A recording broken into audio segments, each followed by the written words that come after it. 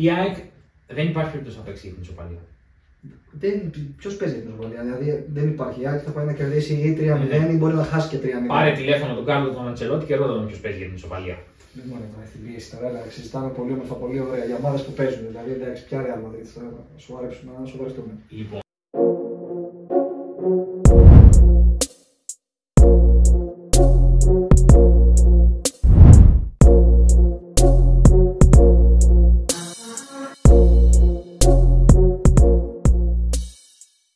Καλησπέρα σας. Καλώς ήρθατε. Καλώς τους. Είναι μάλλον το τέταρτο επεισόδιο των Unexpected Goals από το Atterlab.net. Είναι ο Ανδρέας Νικόλαρος, ο οποίος τυχαίνει να είναι αναλυτής δεδομένων. Είναι ο Ηλίας Αποστολόπουλος, ο οποίος τυχαίνει να είναι αναλυτής απόδοσης. Πολύ ωραία. Σημερινό θέμα συζήτηση καταρχάς είναι η έκτη. Χωρίς να έχουν παίξει όλοι, έχει παιχνίδια αγωνιστική των play-off για το ελληνικό πρωτάθλημα. Με κατά σειρά Ολυμπιακό, ΠΑΟΚ, ΑΕΚ και Λαμία Παναθηναϊκό. Κατά σειρά σημαντικότητα, να το πούμε έτσι. Να διακόψω λίγο. Θα αφήσουμε εδώ για φόντο τους νέους του Ολυμπιακού που πήραν το Youth League και θα συνεχίσουμε με τη Super League. Ναι. Δεν ξέρω αν το πιάνετε. Θα υπάρχει αυτό, θα συνέχεια εδώ πέρα. Θα υπάρχει συνέχεια αυτό. Ωραία, λοιπόν, να ξεκινήσουμε. Ολυμπιακός ΠΑΟΚ. Ολυμπιακός ΠΑΟΚ. Ο Ολυμπιακός κατέβηκε με 8 αλλαγές σε σχέση με το μάτι της Κωνσταντινούπολης. Κίνηση μάτα, αν μου επιτρέπεις. Σωστά. Και παρουσίασε ένα πρόσωπο, λες και παίζουν κάθε εβδομάδα αυτοί οι 11 μεταξύ τους. Είχε ιδέες, είχε λύσεις, είχε συντονισμό στα τρεξίματα. Βασικά είχε συντονισμό στην νύχη και με την μπάλα και χωρίς την μπάλα. Ξέρεις τι συμβαίνει. Είναι πάρα πολύ πιθανό αυτοί οι 11 ή η πλειοψηφία αυτών των 11 να παίζουν όντως μαζί. Γιατί αν στις προπονήσεις να μοιράζονται λες τα... υπάρχουν η ομάδα των βασικών μέσα εισαγωγικά και η ομάδα η οποία προσομοιάζει τον αντίπαλο. Ναι, κάνει αυτό που πρέπει να κάνει. Η ομάδα αυτή είναι αυτή που έπαιξε. Αυτός βέβαια που μοιάζει να παίζει τον Ολυμπιακό όλο και είναι εδώ πέρα 4 χρόνια Τσικίνιο μόνιμα επίσης. Αυτό είναι ένα φαινόμενο, θα χρήζει εξέταση. Πρέπει να πούμε σε αυτό το σημείο ότι ο Τσικίνιο παίζει 4 χρόνια στον Ολυμπιακό, αλλά παίζει στο manager, στο δικό του manager. Άλλο αυτό. Ωραία, λοιπόν, τι έχουμε τον Ολυμπιακό με τον ΠΑΟΚ. Έχουμε καταρχάς σαν πρώτη εντύπωση, επειδή ο Ολυμπιακός με τη Λίμπαρ όταν δεν πολύ έχει διάθεση να παίξει build-up, του αρέσει να παίζει και με μεγάλες και άμεσα και αυτό δουλεύει πάρα πολύ. Και συνήθως όταν παίζει άμεσα, όπως έκανε πολύ χαρακτηριστικά στο παιχνίδι με τον ΠΑΟΚ, συγκεντρώνει τους τρεις πίσω από τον επιθετικό και τον επιθετικό σε κοντινά μέτρα, έτσι ώστε η οποιαδήποτε μεγάλη μπάλα να έχει προφανώς να είναι σε κοντινή απόσταση, ώστε να πάρουν τη δεύτερη, είτε για να κρατήσουν είτε για να παίξουν στο χώρο. Να σημειώσουμε ότι πήρε μεταγραφή ο Ιντζάκης στον Ολυμπιακό. Θα φτάσουμε εκεί, περίμενε, θα φτάσουμε εκεί και στον Ιντζάκη και στην πλάτη του Κουλιεράκη. Επίσης ο Ολυμπιακός παρόλα αυτά, όσο και αν προτιμούσε να παίζει με μεγάλες κατά κύριο λόγο, είχε και την ευχέρεια και ένα ξεκάθαρο πλάνο στο πώς στέκεται με την μπάλα σε ένα build-up που ξεκινάει με τον τερματοφύλακα. Θα το δείτε κι εσείς με Τζολάκη και να βγαίνουν εκτός τελείως στο build-up και ο Ρίτσαρτς και ο Ποντένσε και ο Ναβάρο. Και στη φωτογραφία που θα δείξουμε στο βίντεο, στο συγκεκριμένο build-up, η μπάλα πήγε με μεγάλη προς τον Ρίτσαρτ που πήρε την κεφαλιά και μετά έπαιξε λίγο Ναβάρο με τον Ποντένσε. Να εξηγήσουμε τι εννοούμε όταν λέμε εκτός. Δεν εννοούμε ότι δεν συμμετέχουν, εννοούμε ότι πάνε. Δεν είναι στην αρχική τοποθέτηση στο πώς θα κυκλοφορήσει η μπάλα στα πρώτα 20 μέτρα του γηπέδου. Παίρνουν βάθος ώστε να διεκδικήσουν μια μεγάλη μεταβίβαση. Συγκεκριμένα αυτό γίνεται. Είσαι σίγουρος ότι είναι ο Ρίτσαρτς και όχι ο Μάρτινς? Ναι, γιατί ο Μάρτινς είναι στον ΜΕΙΤΕ. Έχεις δίκιο. Άλλο μάτς έβλεπα. Προχωράμε, ναι. Είναι ο Ρίτσαρτς γιατί έτσι όπως έχει τοποθετηθεί ο Ολυμπιακός, έχει βάλει τον Όρτα να μπαίνει τρίτος δίπλα από τον Αμπέι. Έχει Πινεζάρη εκεί τον Ζίβκοβιτς και ο Ρίτσαρτς έχει όλη την πλευρά να ανέβει. Τώρα που το ανέφερες, ο Αμπέι ήταν πάρα πολύ καλός. Και ο Ρίτσαρτς αμυντικά και οι δύο ήταν εξαιρετικοί. Ήταν σχεδόν 100% κερδισμένες μονομαχίες, κάτι τέτοιο που λέει ο λόγος στην υπερβολή του. Φοβερός. Ο Αμπέι είναι ένα πάρα πολύ καλό project. Βλέπω. Εγώ μπορώ να σου πω, έχω φίλους που κράζανε γι' αυτό γιατί δεν τον πίστευα καθόλου στην πρώτη εμφάνιση. Δεν μου είχε γεμίσει το μάτι. Αλλά χθες είχε και αποφάσεις και αντίληψη, ήταν και γρήγορος, είναι και γρήγορος για κεντρικός αμυντικός. Ναι. Και στη σκέψη, τουλάχιστον έτσι φάνηκε.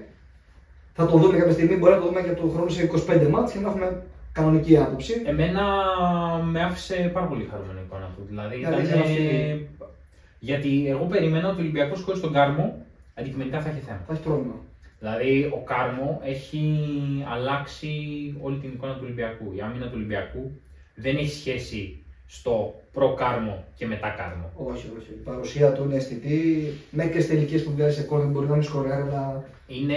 Με τη Φενέρμπαχτσε, με το πρώτο παιχνίδι πρέπει να πήρε 4 τελικές από τον Κάρμο Ολυμπιακός για παράδειγμα. Είναι game changer η μεταγραφή του και γενικά είναι ο Ιανουάριος του Ολυμπιακού ήταν καταπληκτικός. Και αν δεν κάνω λάθος, οι 5 από τους 11 που έπαιζαν ήταν μεταγραφές του Ιανουαρίου. Αμπέι, Όρτα, Τσικίνιο, Ναβάρο και Μάρκος. 5.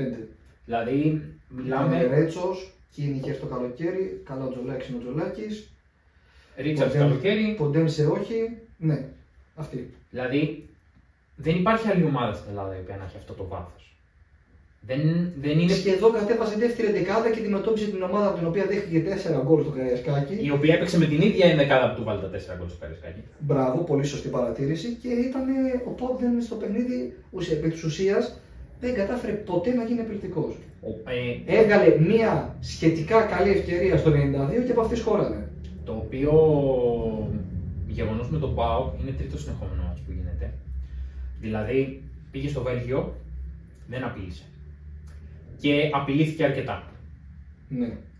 Ήρθε η Μπρι στην Τούμπα και η εμφάνιση που κάνει η Μπρι στην Τούμπα είναι σεμιναριακή. Επίσης στο μάτς του ΠΑΟΚ στην Τούμπα η Μπρίζ έκανε το εξής. Το έχω παρατηρήσει δηλαδή, και μπορεί να το δει και κάποιος στα highlights, δεν χρειάζεται να δει όλο το παιχνίδι. Στο μάτς του ΠΑΟΚ στην Τούμπα η Μπρίζ του έκανε ένα βασικό πράγμα το οποίο του έκανε την ίδια φάση περίπου 4 φορές στο πρώτο ημίχρονο. Κάθε φορά που ο ΠΑΟΚ, επειδή ήταν ψηλά και ήθελε να κρατήσει την μπάλα ψηλά, άφηνε πίσω 2 παίχτες, ενώ που να μην έχουν ανασυμμετοχή στο παιχνίδι. Η Μπρίζ άφηνε επίσης 2 πάνω σε αυτούς. Ας πούμε ότι ρίσκαρε και από αυτό πήρε σχεδόν 3 φορές μια πανομοιότυπη φάση από την οποία βρήκε σχεδόν 2 γκολ.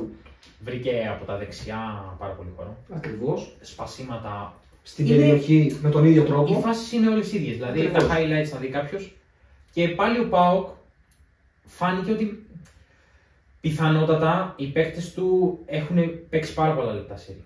Δηλαδή το κέντρο του ΠΑΟΚ, ο Μεϊτέ ειδικά, ο οποίος ήταν αγνώριστος την Κυριακή. Ήταν αγνώριστος.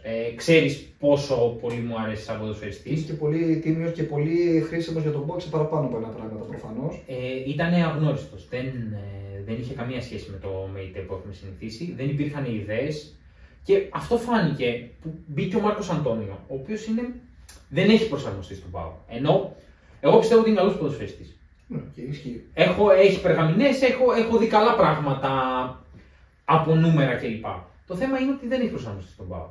Αλλά μπήκε ο Μάρκος Αντώνιο, ένα φρέσκα πόδια, φρέσκο μυαλό και έκανε δύο πράγματα. Ισχύει. Απλά το βάθος του ΠΑΟΚ δεν μπορεί να συγκριθεί με το βάθος του Ολυμπιακού και αυτό φάνηκε. Για μένα, το Ολυμπιακός ΠΑΟΚ κρίθηκε σε δύο πράγματα. Στο πώς συμπεριφέρθηκε ο Ολυμπιακός χωρίς την μπάλα, ο τρόπος με τον οποίο έβγαζε press είναι εξαιρετικός. Είναι πολύ ψηλού επίπεδο ο τρόπος που πιέζει και έβγαλε πρόβλημα και στο Φενέρμπαχτσε στο Καραϊσκάκι μεγάλο και στον ΠΑΟΚ, όπως θα δείτε και εσείς στις φωτογραφίες, από την αρχή. Δηλαδή είναι τρομερό. Έχουμε μια συγκεκριμένη φάση που στο 3.25 η μπάλα στο Κουλιεράκι και 5 δευτερόλεπτα μετά την έχει ο Ολυμπιακός 20 μέτρα μετά στο γήπεδο. Επίσης αργότερα είναι μια επίθεση του ΠΑΟΚ η οποία δεν βγαίνει. Έχουμε ένα γύρισμα πάλι στο Κουλιεράκι και 4 δευτερόλεπτα μετά ο Ολυμπιακός έχει πλεονέκτημα πάλι. Είναι με περισσότερους παίκτες πάνω στον ΠΑΟΚ.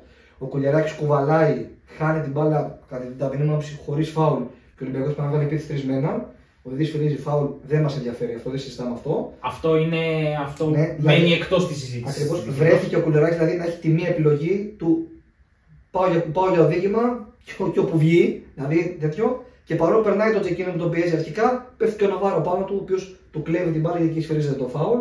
Μιλάμε για τρομερή ικανότητα του Ολυμπιακού στην ανάκτηση της μπάλας ψηλά. Γιατί και με τη Φενέρμπαχτσε βρήκε 2 γκολ έτσι, ή και τα 3. Νομίζω.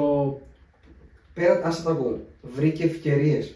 Αυτό το θέμα. Ότι δημιούργησε από την κατάσταση που έχει ο αντίπαλος την μπάλα. Νομίζω ότι αυτό που έκανε και ο Παναθηναϊκός στην ΑΕΚ Λεωφόρο. Βρήκε την νίκη, βρήκε τα 2 γκολ από την κατάσταση ότι ο άλλος έχει την μπάλα. Και κάνω δεν την έχω. Και στον Ολυμπιακό το ίδιο έγινε. Στο Καραϊσκάκι, στο Ολυμπιακός Παναθηναϊκός το 1-3. Σωστά. Απλά εκείνες οι αντιπιθέσεις δεν ήταν ψηλή ανάκτηση της μπάλας. Όχι, ήταν χαμηλές παλιές του Ολυμπιακού, χαμηλά στην άμυνα του Παναθηναϊκού. Ήταν χαμηλά και έπρεπε η μπάλα να διανύσει περισσότερα μέτρα. Να γίνουν περισσότεροι συνδυασμοί. Δεν ήταν στον Ιωαννίδη που έκλεψε την μπάλα 2 φορές 15 μέτρα στην περιοχή. Ακριβώς. Ο Παναθηναϊκός την έπαιρνε 60 μέτρα την περιοχή του Ολυμπιακού και 70. Όσο πιο ψηλά γίνεται η ανάκτηση της μπάλας, τόσο πιο πολύτιμη είναι για μια ομάδα και τόσο περισσότερες πιθανότητες έχει να βρει γκολ. Γιατί βρίσκει τον αντίπαλο ανοργάνωτο με λιγότερους παίκτες πίσω από την μπάλα. Σε άλλα νέα τώρα, σε άλλη κατάσταση, ένα επίσης πράγμα το οποίο έκανε ο Ολυμπιακός πάρα πολύ καλά και στοχευμένα είναι να πετάει την μπάλα στην πλάτη του Κουλιεράκη συγκεκριμένα. Όλες οι μπαλιές, τα 2 goal offside που έχει βάλει ο Ναβάρο, συν η φάση στην οποία έχει κερδίσει το πέναλτι, έχουν γίνει μεγάλες μπαλιές είτε από αμυντικούς είτε από τον Τζολάκη που για λίγο θα είχε βγάλει και assist μέσα σε αυτά που έχει κάνει το τελευταίο διάστημα. Εγώ πιστεύω ότι του άξιζε. Ναι, εντάξει, ισχύει. Δηλαδή να γράφει και μια assist αυτή τη σεζόν θα ήταν δηλαδή το όνειρο. Να παίζεις φάνταση, να έχεις τον Κουλιεράκη τερματοφύλακα. Να γράφει. Τζολάκη για σένα. Κουλιεράκη δεν παίζει τέρμα. Αν και θα μπορούσε να βγάλει assist, αλλά δεν παίζει τέρμα. Δηλαδή... Να έχεις τον Τζολάκη τερματοφύλακα και να γράψει 5 πόντους με assist. Ό,τι και αν σημαίνει αυτό, δεν έχω πέσει ποτέ μου φάνταση. Ό,τι πεις. Και επίσης ήθελα να το τονίσω εγώ και θα το δείτε και εσείς στο βίντεο, στη φωτογραφία συγγνώμη, είναι ότι όλες οι μπαλιές βγήκανε όπως επιτίθεται ο Ολυμπιακός στο δεξί μεσοδιάστημα, δηλαδή στοχευμένο πάνω στο Κουλιεράκι. Όλες. Εγώ θα πω ότι η Κιμπρίζη εκεί επιτέθηκε. Κάτι βλέπουν εκεί. Δεν ξέρω αν είναι κάποια δυναμία, δεν ξέρω αν είναι απαραίτητο το Κουλιεράκι. Μπορεί ο ΠΑΟΚ, επειδή έχει τον Μπάμπα αριστερά και όπως συμβαίνει σε πολλές ομάδες, όπως συμβαίνει στον Ολυμπιακό με τον Ροντινέη δεξιά, συνέβαινε στον Παναθηναϊκό επί Γιοβάνοβιτς με τον Χουάνκαρ και τον Μλαντένοβιτς αριστερά. Επειδή το μπακ είναι επιθετικογενές και η ομάδα τον θέλει ψηλά, δημιουργείται κενό εκεί πέρα. Δεν είναι αναγκαστικό ότι υπάρχει θέμα προσωπικού. Δεν μπορείς να πεις εύκολα ότι μια ομάδα σημαδεύει το αριστερό center back κάποιου. Ναι, όχι, δεν γίνεται. Σημαδεύει αριστερά στην αμυνά του. Σημαδεύει το κενό που έχει εντοπίσει στο χώρο αριστερά. Ακριβώς. Από εκεί ο Ολυμπιακός έβαλε 2 γκολ offside με τον Ναβάρο να τελειώνει και τα 2 τέταρτα μεταξύ. Εξαιρετικά τελειώματα. Ναι. Εξαιρετικά τελειώματα. Ψύχραμα και πλάγια, δεν είναι εύκολα. Ναβάρο, η καλύτερη του εμφάνιση στον Ολυμπιακό μακράν. Πήγε να γίνει ο δεύτερος Ισπανός, δηλαδή άλλο έναν έκανε, που θα έκανε hat-trick από γκολ που θα κερδίσουν offside. Τώρα αυτό είναι ένα τρίβια το οποίο δεν έχω ιδέα ποιος το έχει κάνει ο Μωράτα, νομίζω με τη Juventus. Α, δεν ήταν ο Τουτσέ. Από εκεί λοιπόν βγήκε το γκολ του Ολυμπιακού, το κερδισμένο πέναλτι που έφερε τον γκολ.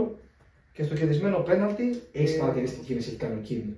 Το έχει δει αυτό το πράγμα, τι έχει κάνει. Που έχει πάρει φόρα για να κάνει sprint, θα το δει δηλαδή, και 2 μέτρα πριν τον Κουλιεράκη. Και ο Κουλιεράκης δεν τον έχει πάρει χαμπάρι, δεν ξέρει ποιο έρχεται από πίσω. Προφανώς ο Κοτάρσκι με το που αποκρίνει το πέναλτι και μπαίνει αυτό είναι έξαλλο, έχει όλα τα δίκαια μαζί του. Έχει το δίκιο με τον έρωτο. Όπως καταλαβαίνεις. Οι παίκτες του Ολυμπιακού βασικά πέρα ότι έχουν προφανώς συγκεκριμένο πλάνο για τις μεγάλες, για την πλάτη του Κουλιεράκη, αριστερά στον πάγκο στον Κουλιεράκη, δεν θέλω να τον στοχοποιούμε, δεν φταίει ποτέ ένας παίκτης. Και έχει κάνει αυτή την κίνηση ο Κίνη, έχει φύγει πίσω από το. Κίνηση θα έλεγε κανείς. Ερχόταν αυτό, η Μπατησίων εδώ. Και έτσι έχει γράψει ο Ολυμπιακός το 1-0, ο οποίος ο Ολυμπιακός.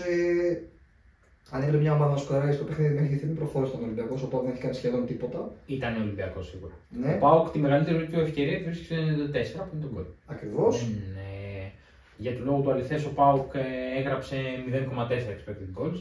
Σε όλο το παιχνίδι. Σε όλο το παιχνίδι, το οποίο είναι ένα νούμερο στο οποίο δεν αναλογεί ούτε ένα γκολ βάσει πιθανότητων, αλλά όπως έχουμε πει, με μονομένα μάτς δεν γίνεται να κρίνονται αποκλειστικά από τις πιθανότητες. Είναι απλά ένας δείκτης, δεν μπορεί να κρίνει αυτό γιατί θα μπορούσε ένα σου του 0,8 να γράψει από την περιοχή απ' έξω και να λέγαμε μια άλλη ιστορία. Μάλλον εννοείς του 0,08. Ναι, το 0,8 σίγουρα θα γράψει. Σίγουρα. Το team του Ολυμπιακού είναι το εξής. Έχει το κατέβασμα του Σάστρε ψηλά, κοντά στην περιοχή του Ολυμπιακού. Που γίνεται αυτή η φάση εκεί κοντά στη γωνία της περιοχής. Ακριβώς, με τον Ρίτσαρτς να κερδίζει την μονομαχία, να το πούμε. Έχει σηκώσει συζήτηση αυτή η φάση, αλλά μπορούμε να αφήσουμε το κομμάτι της μονομαχίας πίσω και να πάμε στο παρακάτω. Την μπάλα Ολυμπιακός. Παίρνει την μπάλα Ολυμπιακός από αριστερά όπως επιτίθεται. Ο Ποντένσε την έχει στα πόδια του περίπου 10 μέτρα πίσω από το κέντρο, 7 μέτρα πίσω από το κέντρο. Εκεί τον περιμένει ο Μεϊτέ και ο Τάισον και ο Τάισον παίρνει μια απόφαση να πάει προς τα πάνω του. Να κάνει jump που λέμε. Ο Ποντένσε λέει ευχαριστώ πάρα πολύ κύριε Τάισον. Κάνει μια τρίπλα, βλέπει το χώρο που μένει πίσω από τον Τάισον. Περνάει την μπάλα στον Όρτα. Ο Όρτα του την ξαναδίνει και εκείνη τη στιγμή ο Ολυμπιακός στο σημείο που αλλάζουν την μπάλα Ποντένσε και Όρτα. Με το που την ξαναπαίρνει ο Πορτογάλος εξτρέμ του Ολυμπιακού, γιατί είναι όλοι οι Πορτογάλοι στη φάση που αναμίχθηκαν. Όρτα, Ποντένσε, Τζέλσον Μάρτινς. Ή έπαιζαν στην Πορτογαλία γιατί έχουμε και τον Ναβάρο μέσα. Δεν την βρήκε την μπάλα, την ακούμπησε. Ναι, τη στιγμή που κάνει την κάθε το Ποντένσε, έχουμε δύο πράγματα. Πρώτον, ότι ο Ολυμπιακός έχει τρεις παίχτες που τρέχουν στην περιοχή του ΠΑΟΚ με τρεις αμυντικούς και έχοντας την κατοχή, αυτό σημαίνει πλεονέκτημα αυτόματα. Έχουν και το δυναμικό πλεονέκτημα γιατί τρέχουν μπροστά. Ακριβώς, δεν κάνουν πίσω βήματα, δεν πρέπει να κοιτάνε και χώρο και μπάλα ταυτόχρονα, το έχουμε ξαναπεί. Και ο Ολυμπιακός έχει και το πλεονέκτημα ότι ο Μπάμπα δεν ψήθηκε να ακολουθήσει πολύ τον Τζέλσον Μάρτινς όταν έπεσε πάνω στο κουλεράκι για να βρει το χώρο ευθεία προς το τέρμα.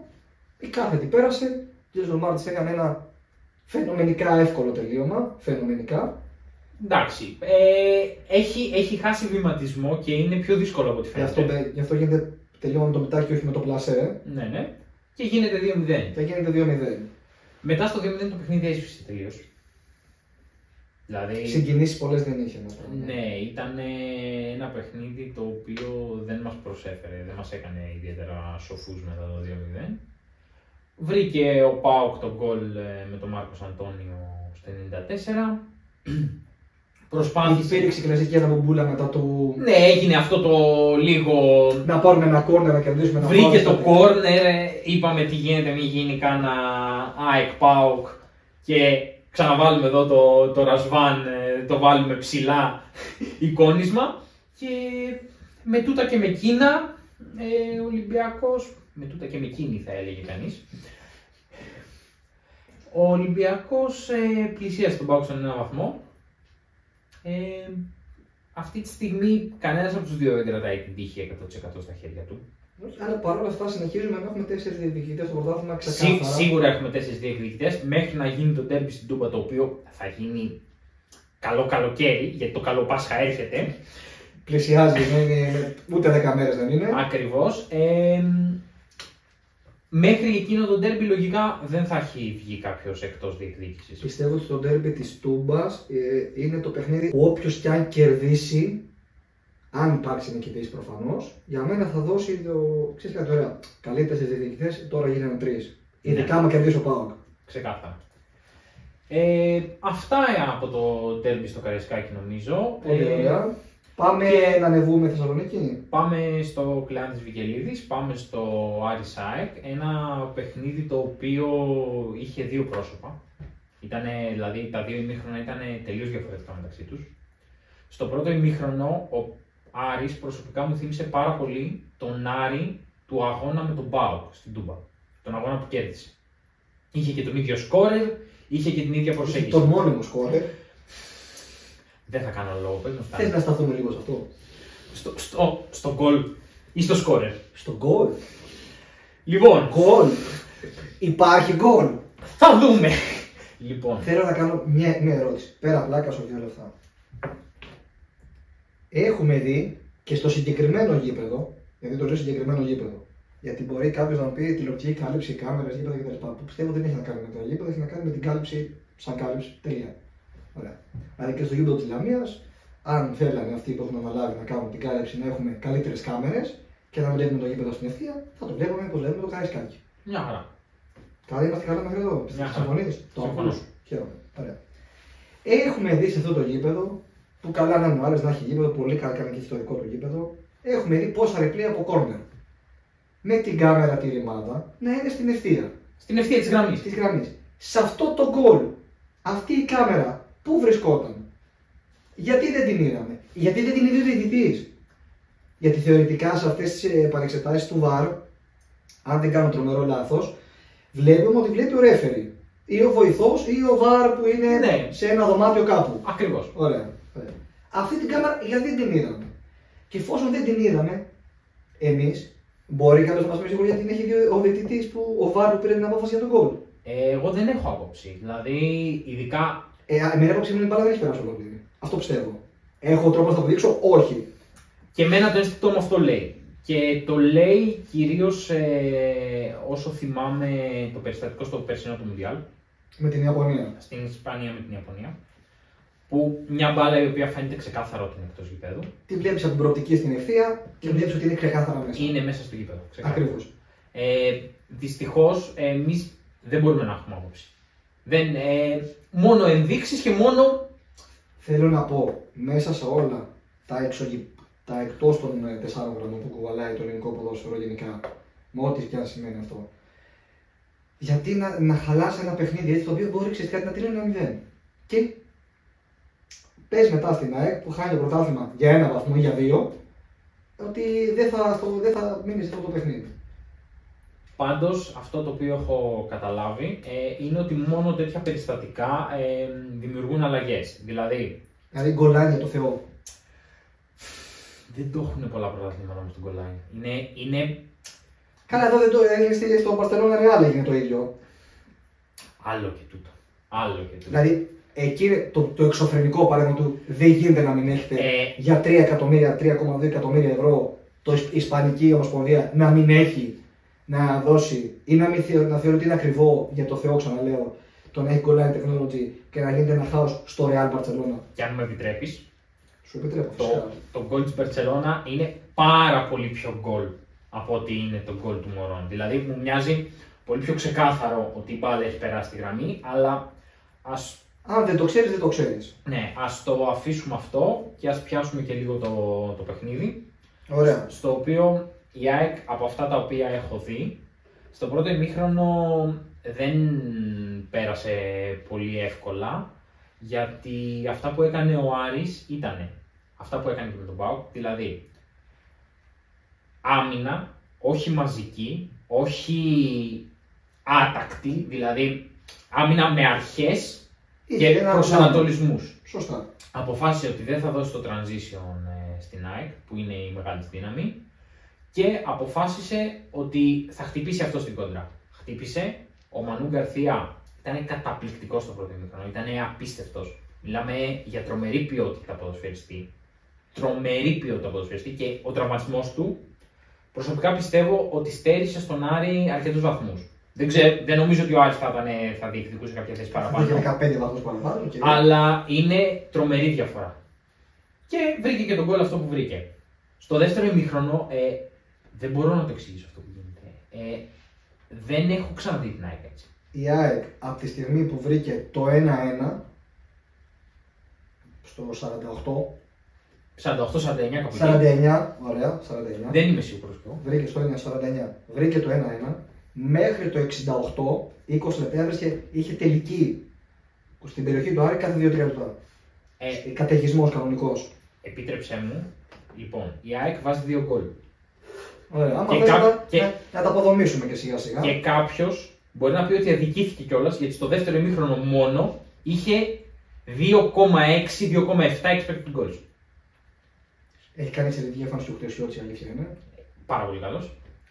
Λοιπόν, να περάσουμε να το κάνουμε 50 Στο πρώτο γκολ της ΑΕΚ υπάρχει το εξής. Είναι μια πάσα του Γιόνσον που δεν περνάει αρχικά και του επιστρέφεται η μπάλα. Την ξαναέχει. Και το πρώτο κλικ, το πρώτο σημαντικό που γίνεται ότι είναι ο Χατσαφή με τον παίχτη του Άρη, με συγχωρείτε, ψηλά, είναι λίγο μπροστά από τη σέντρα. Έχει το κορμί του ότι πάει προς τα πίσω γιατί η πάσα γίνεται λάθος. Με το ότι ξαναπάρει ο Γιόνσον κάνει την κίνηση και φεύγει μπροστά. Στο φεύγει μπροστά βρίσκεται με περίπου 25 μέτρα γήπεδο μπροστά του. Κουβαλάει την μπάλα και έξω ουσία βγάζει αντεπίθεση, όχι επίθεση.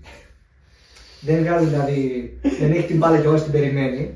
Και αυτό φαίνεται πάρα πολύ στο ότι όταν κάνει την πάσα με τη σαφή στον χώρο που πάει να τρέξει ο Πόνσε και στο δεύτερο δοκάρι έχει το Σιντιμπέ γιατί είναι ο Σιντιμπέ μέσα Και ο Μραμπατ έξω με τα γνωστά ρωτήσουν που κάνει στην πλευρά. Με όλους.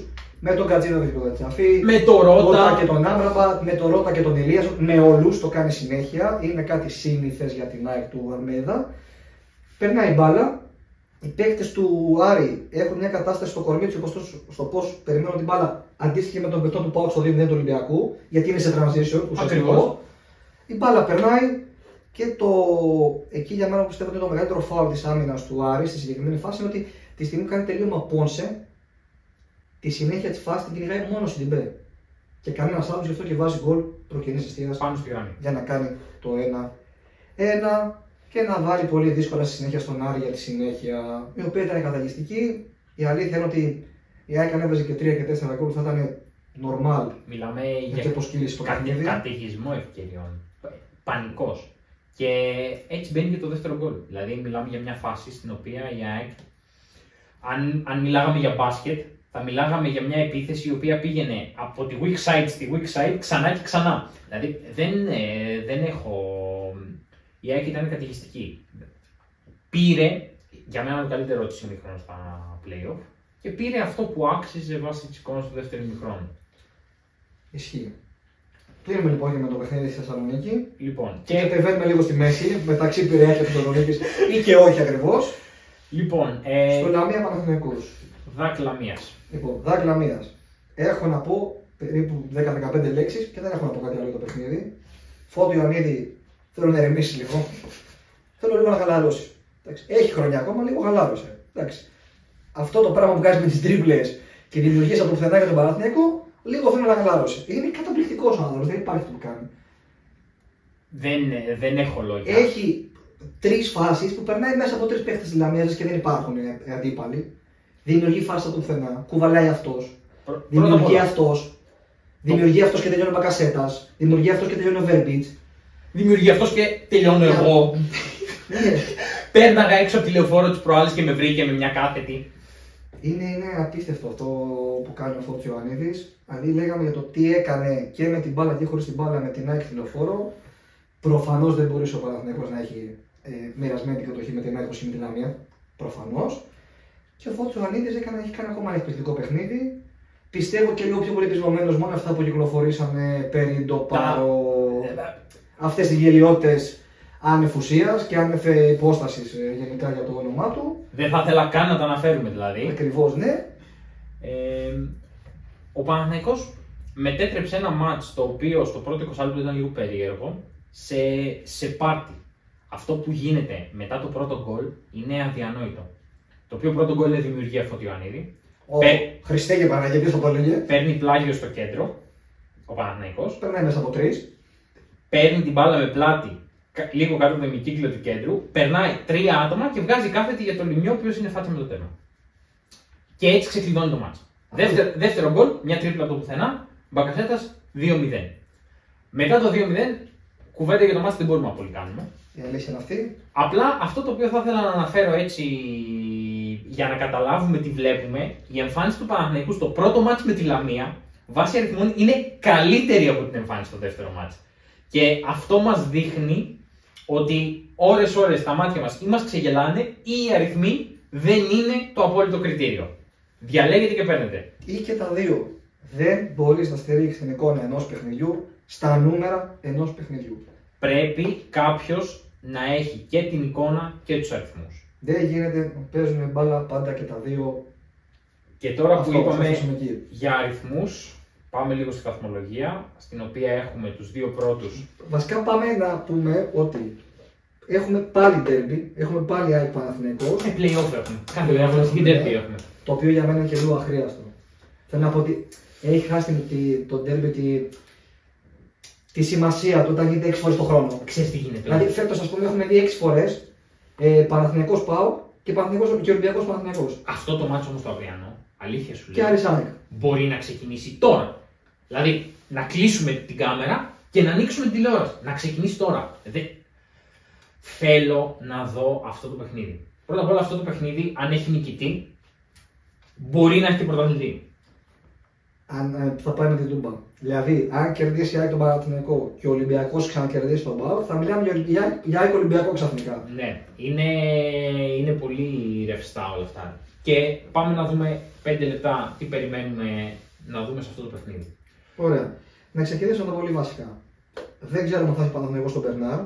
Οπότε το αρχικό του σχήμα είναι λίγο ρευστό όσον αφορά το ποιος θα παίξει αριστερά στην επίθεση. Οι υπόλοιποι πιστεύω ότι είναι κλειδωμένοι όλοι. Ισχύει. Είναι αυτοί που έπαιξαν τη Λαμία, εκτός από το Λιμιό, ο οποίος μπορεί να αλλάξει με τον Παλάσιος. Και αριστερά θα δούμε αν θα είναι ο Μπερνάρ ή ο Βέρμπιτς. Αυτό είναι το σχήμα που πάει στον Παναθηναϊκό. Αράο στα χαφ, πάντα Αράο στα χαφ, Αράο μόνο στα χαφ. Ισχύει. Τακτικά νομίζω ότι και οι δύο ομάδες θα κινηθούν στα συνηθισμένα τους πράγματα. Δηλαδή η ΑΕΚ θα θέλει να έχει την πίεση ψηλά, να πάρει την μπάλα όσο πιο γρήγορα γίνεται, να εκδηλώσει επίθεση όσο πιο γρήγορα γίνεται, εκμεταλλευόμενος Άμπραμπατ, Ελίασον και τους λοιπούς γενικότερα. Δεν ξέρω αν θα ξαναδούμε και τον Κατζίνοβιτς μπροστά όπως έκανε με τον ΠΑΟΚ. Έχει κάνει 2-3 πράγματα ο Αλμέιδα στις επιλογές προσώπων τελευταία που μπορεί να κρύβουν εκπλήξεις. Έχει κόσμο να βάλει και έχει να δοκιμάσει διαφορετικά πράγματα. Ακριβώς. Ο Παναθηναϊκός δεν πιστεύω ότι θα επιτρέψει στην ΑΕΚ να τον πιέσει πάρα πολύ ψηλά. Και αυτό σημαίνει άμεσες μεταβιβάσεις. Το οποίο είναι και καλό για τον Παναθηναϊκό από την άλλη, γιατί αυτό σημαίνει υποδοχή του Φώτη Ιωαννίδη, κράτημα μπάλας και δημιουργία από τα 55-60 μέτρα για μετά, ό,τι φτιάξουμε. Ακριβώς. Σε αυτό το παιχνίδι είναι πάρα πολύ σημαντικοί αυτοί που έρχονται από τη δεύτερη γραμμή, δηλαδή η τριάδα πίσω από τον επιθετικό. Δηλαδή ο Τάσος Μπακασέτας.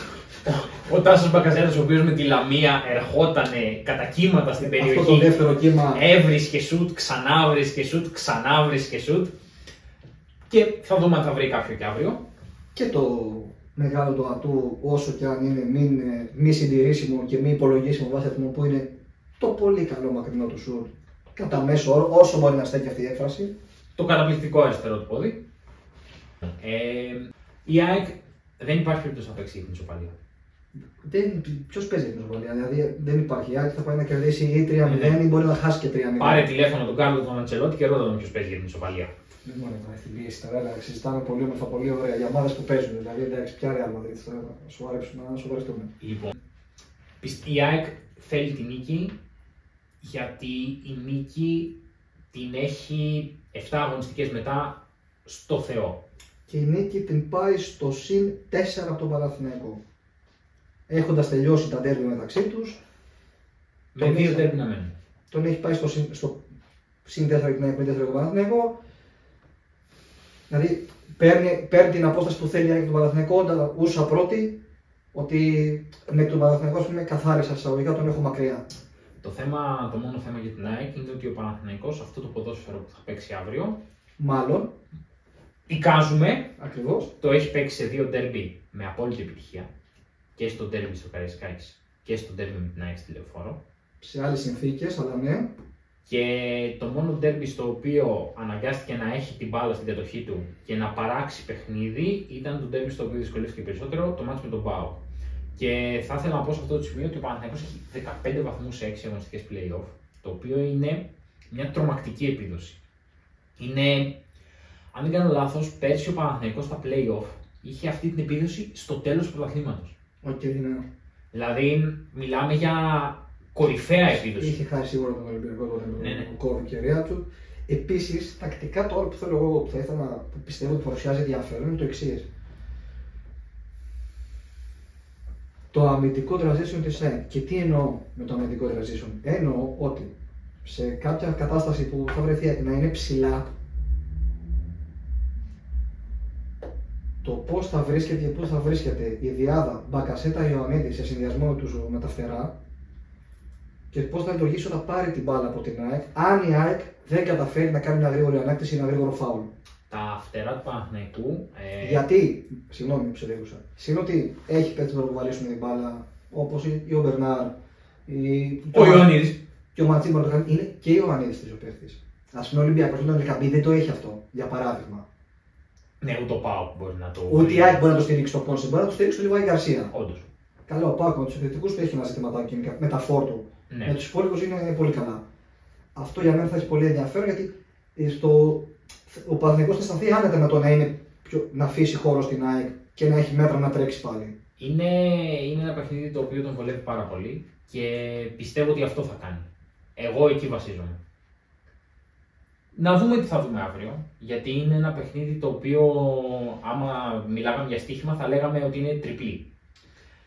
Okay. Μπορεί να έρθει άσος, μπορεί να έρθει διπλό και αν δεν έρθει αυτά θα έρθει χ. Ναι, σωστά. Δεν βλέπω μεγάλο φαβορί.